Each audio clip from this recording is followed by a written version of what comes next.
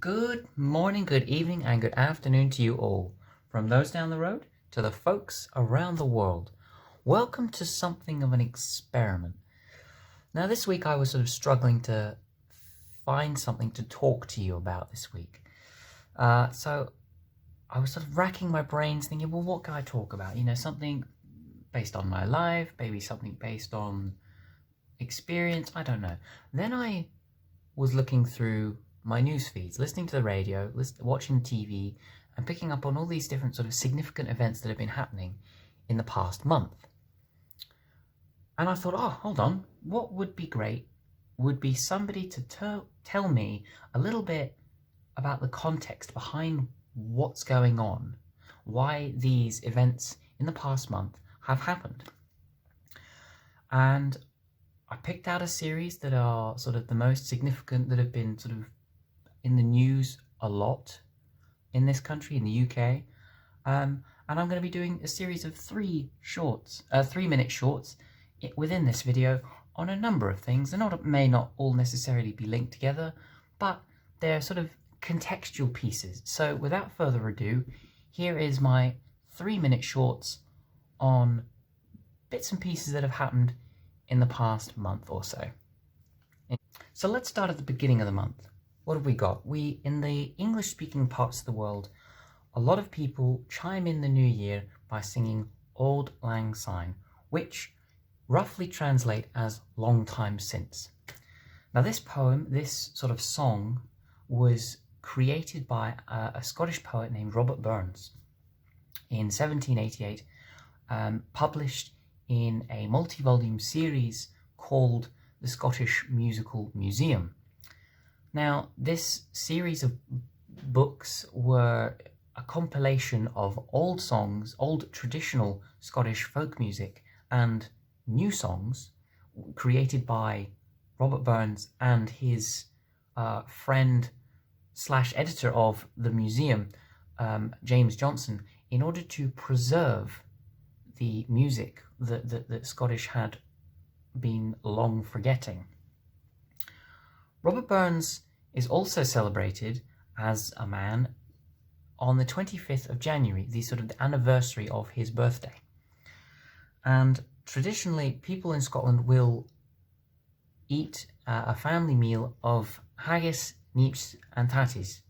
Basically, haggis is sort of the offal and made of pig's blood. The organs are sort of like a meat pudding, as it were. Then you have the neeps, which is swede, or I can't. What's it also called? Swede. It's swede. And then tatties is basically potatoes. That's sort of an easy one to get. But Robert Burns and the musical museum, Scottish Musical Museum, became a very popular publication across the world, and it's probably one of the reasons why we sing Auld Lang Syne as the new year chimes in. It's a very short song, it's a very short poem, it's only 25 lines long, but it no less has that significance to us. And even if you don't know who Robert Burns is, you are probably likely to know the song, the traditional song Auld Lang Syne, which has been used for almost 200 years to sort of chime in the new year. Robert Burns died in 1796, having had at least 6 children, 2 other illegitimate children, and just basically being a Scottish, a modern-ish Scottish hero, sort of that you can talk about in the same vein with Robert the Bruce and William Wallace. Now, one of the big stories to come at the beginning of January 2020 was the death of Iran's General Soleimani by American airstrike. The Iranian state has been run under a supreme leader since the Islamic Revolution of 1979. Prior to that, they were led by the Shahs of Iran from 1925 to 1979. 1963, they decided to create more liberal reforms, more sort of westernized reforms, sort of due to the sort of Cold War issues that were going on at the time. And prior to that, Iran was the Persian Empire that had run from 550 BC until 1925.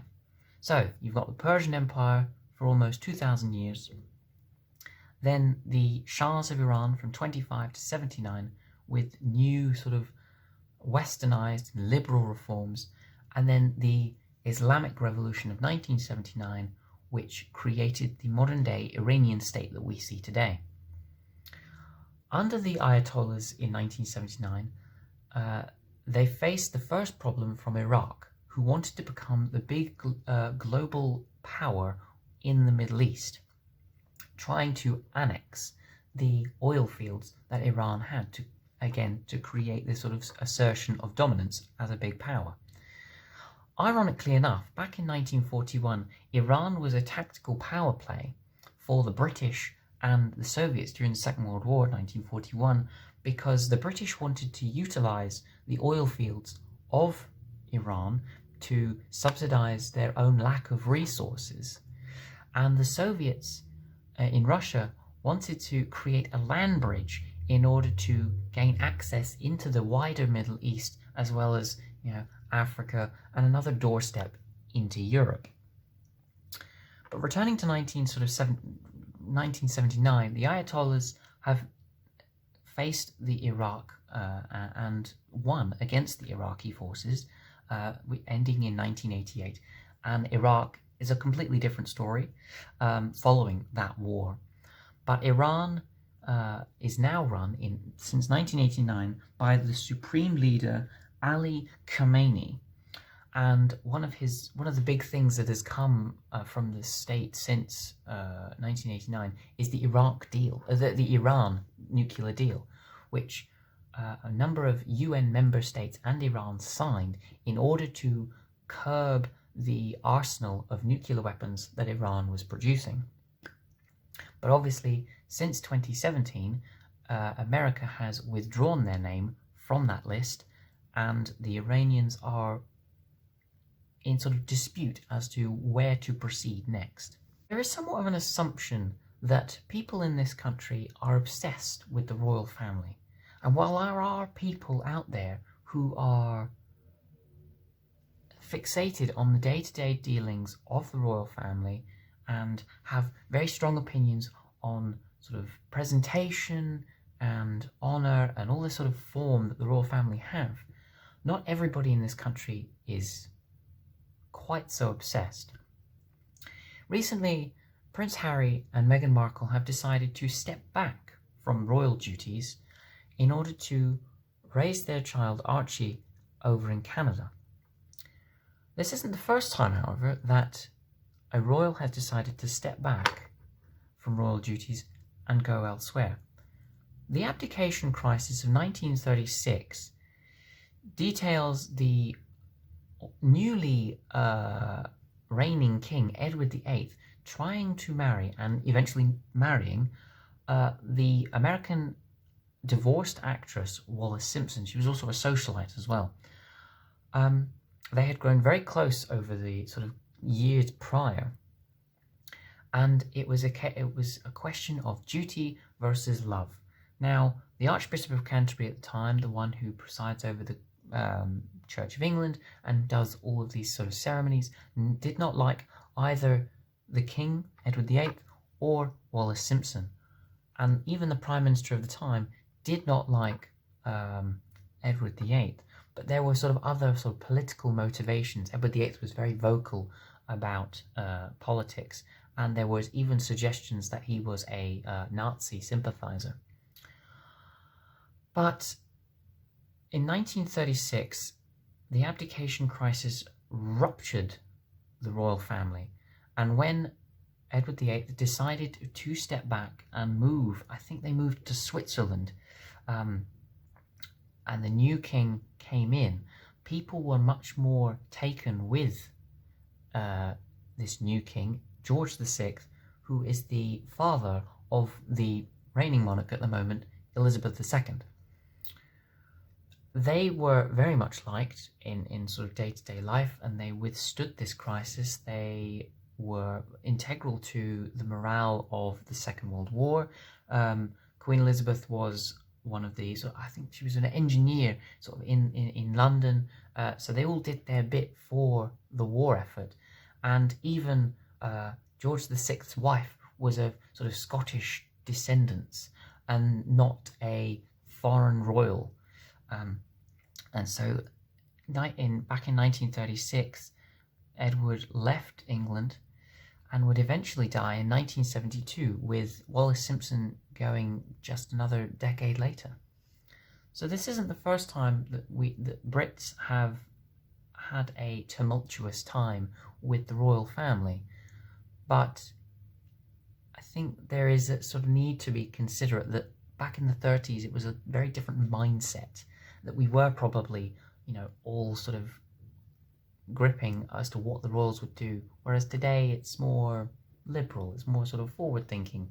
We're not all obsessed with the royals. I'm going to take a slightly sort of somber tone now.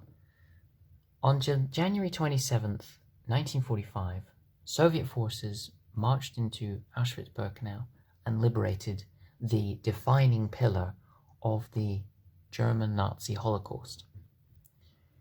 1.1 million people were killed.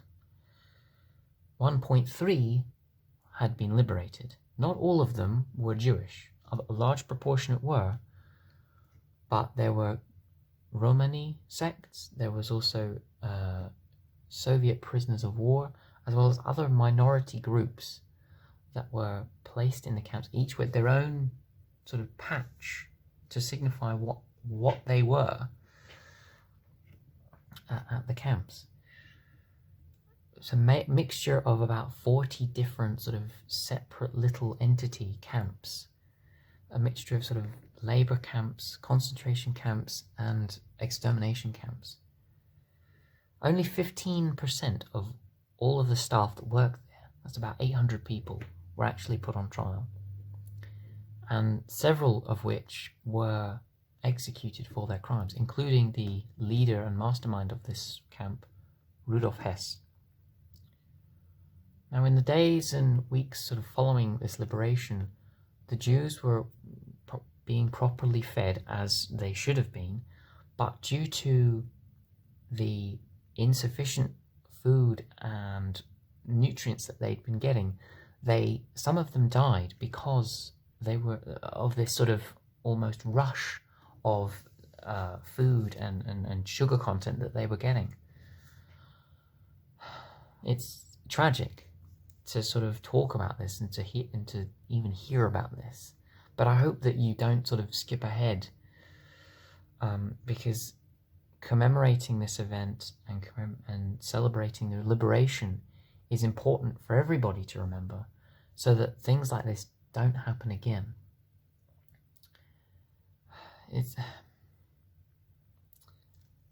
Let's just pray that someone doesn't decide that something like this is ever a good idea, because it is never a good idea. Even the death marches from other smaller camps during the Nazi Holocaust were evil. When the war was beginning to end and the borders of Nazi Germany were closing in, a lot of the camps were a lot of the smaller camps were evacuated, and the prisoners moved. And loads of people died and were shot during these so-called death marches in order to root out any Jewish populations and basically annihilate anybody that wasn't Aryan or Nazi. Don't expect me to get any more sort of light-hearted. I'm going to sort of go back to the history stuff, but, Brexit isn't exactly a brilliant topic of discussion, because it spurs a lot of debate, especially in the UK. The EU sort of came about in its earliest form in 1957. Sort of this unification of Europe created the European Economic Community. It was mostly countries such as West Germany, France, Belgium, Italy, the western side of Europe. Eastern Europe had obviously the Soviet communist governorship going on there. And in the UK, we didn't enter this community until 1973. 20 years later, we, along with the rest of Western Europe, decided that a new system, a sort of new parliament system, was needed, thus creating the European Union, all run from the parliament headed in Brussels, Belgium. A new currency was drafted in 1999 and introduced in early 2000, of which the UK decided to reject. And a lot of laws and legislation created by the Parliament were interweaved with laws and regulations of the member states. In 2013-2014, there was a lot of anti-European sentiment in the UK, which culminated in members of European Parliament being elected to the Parliament in Brussels in favour of the UK Independence Party. From that pressure, the Prime Minister of UK at the time, David Cameron, gave out in his election manifesto that he would promise a referendum, which was given in 2016, and to a 52% majority, we decided to leave the European Union as a country. Over the next 3 years, there would be three prime ministers, 2 elections, and 1 deal that nobody really wanted. The Remainers didn't want it because it was Brexit, and the Leavers didn't want it because it didn't go far enough in terms of legislation and how disconnected we were from the European Union. It didn't help the fact that in 2017 an election was randomly called under the Prime Minister Theresa May, which decreased her majority and made it very difficult for her to create a deal with the EU. Since then, Boris Johnson has come in as Prime Minister in July 2019, called another election, regained that big majority, and last week, 31st of January, the European Union and the UK are now separate. To be trade deals and whatnot to be determined by the end of this year. And there we have it. This was an experiment, I grant that. So I really do hope that people respond well to this, and I do hope that you make any comments about sort of the events and things that you feel have been missed out in the past month.